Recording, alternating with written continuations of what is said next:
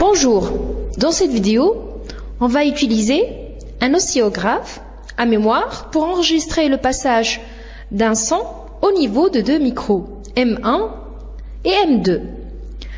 Ces deux micros sont distants de 2,2 mètres.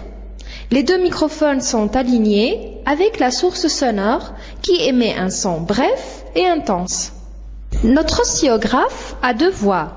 La voix 1 qui est raccordée à M1 et qui nous montre le graphe de l'onde captée par M1 et la voix 2 qui est raccordée à M2 et qui nous montre le graphe de l'onde captée par M2.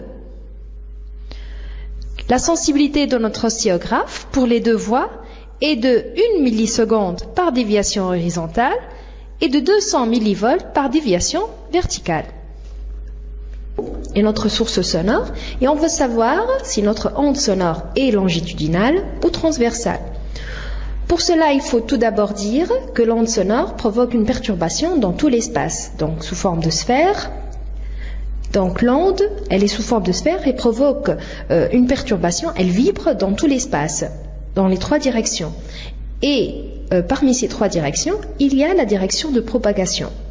Donc, si elle vibre dans la direction de propagation, c'est une onde longitudinale, car on sait qu'une onde longitudinale est une onde qui vibre le long de la direction de propagation. Donc, nous avons notre onde sonore qui est une onde longitudinale.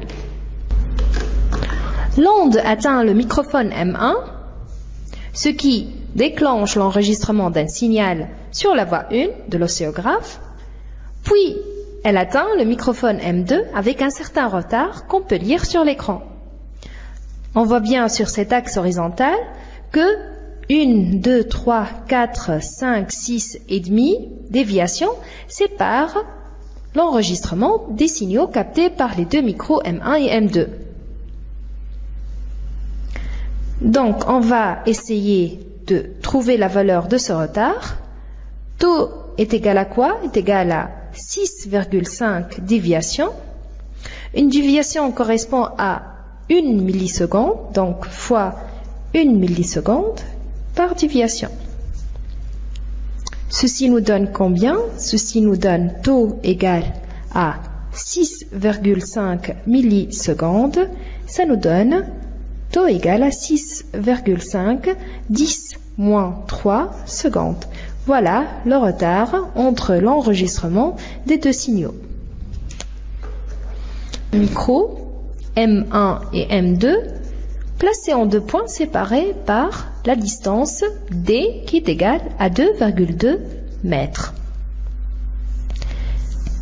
L'onde sonore, elle se propage, parvient à M1, puis à M2 avec un retard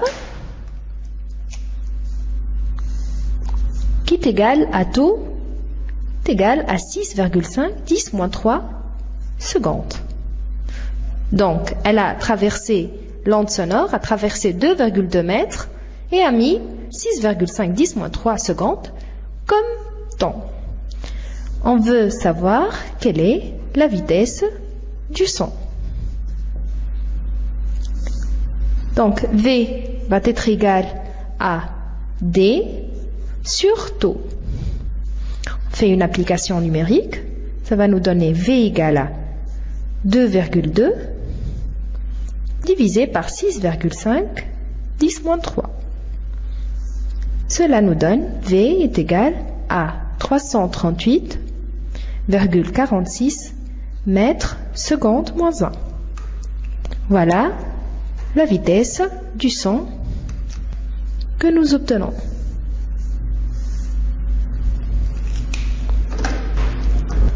On revient à l'écran de notre oscillographe et on remarque que l'amplitude du signal sur la voie numéro 2 n'est pas le même que celui sur la voie 1. Il est moins important. La raison est que l'énergie du signal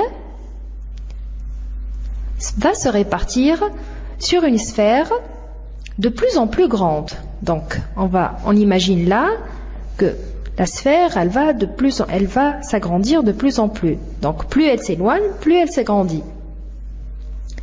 l'énergie mécanique reçue par M1 va être plus importante que celle reçue par M2.